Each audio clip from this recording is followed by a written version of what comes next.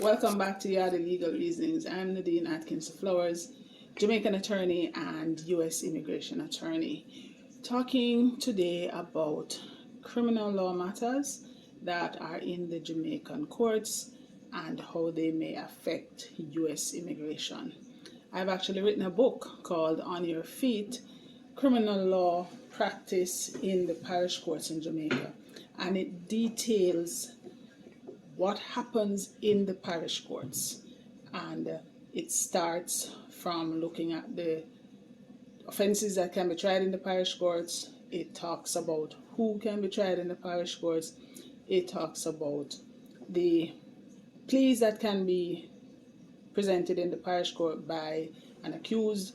It goes into detail about the entire administration of justice in the parish courts, and that is extremely important for immigration law because there are persons who may have U.S. immigration cases that are either pending, meaning they're in the process, or they are going to have U.S. immigration cases in the future, far or near. And so it is important because there may be issues before the criminal court that must be sorted out for the U.S. immigration process to actually come to a successful conclusion.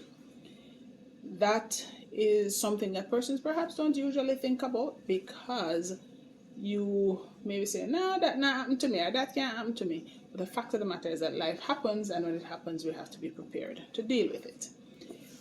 If it is that someone has a matter in the criminal courts in Jamaica, it is extremely important that you indicate to your attorney that you have a U.S. immigration benefit application coming up or in train, in the process pending, all of those things mean the same thing. That is crucial because in doing so, you are putting your attorney on notice that, look, I need to ensure that whatever happens, I am able to meet my situation as best as I can. That, of course, doesn't mean that your lawyer can make blood out of stone, but your lawyer will be able to look at your case in such a way that you can also do what is necessary for your U.S. immigration case. So, for example, if you are before the court for an offense as an accused and you are found guilty or you plead guilty, that information is necessary. If you are before the court for an offense and you are found innocent, not guilty, acquitted, at the end of the case, if it goes that far, that information can also be provided. The fact is that information is crucial. If you have a situation where you are the victim of an offense and you are going to court about it, you need to indicate it that, well, this has happened, I may be leaving because I have a U.S. immigration. If you are, for example, and this is probably a very good example, if you're a police officer in a case and you're going to be leaving for the United States because your immigration documents have been approved, you need to indicate it to the court so that the necessary steps can be taken.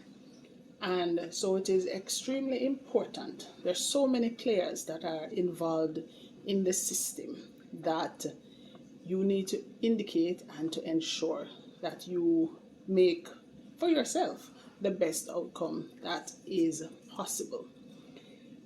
At the end of the day, for U.S. immigration, someone is always going to indicate that you need to have a police report. That means your fingerprints will be taken by the police records office and they will check to see what, if anything, comes up in their database against John Brown or Tom Stokes, Mary Brown. If there is nothing, it will say the records come back and they show nothing against John Brown or Mary Brown. If it comes back to say there is something, then it has to be checked to see exactly what that was, if it is an error, if something really is there.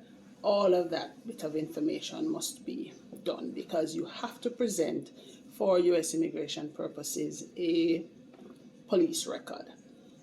The visitor's visa for United States doesn't need a police record, but if you are coming to live in the United States or you are getting a work permit, you will have to produce a police record. And so it is extremely important that you understand all that is necessary to be done to ensure that you give yourself the best possible chance of a successful outcome.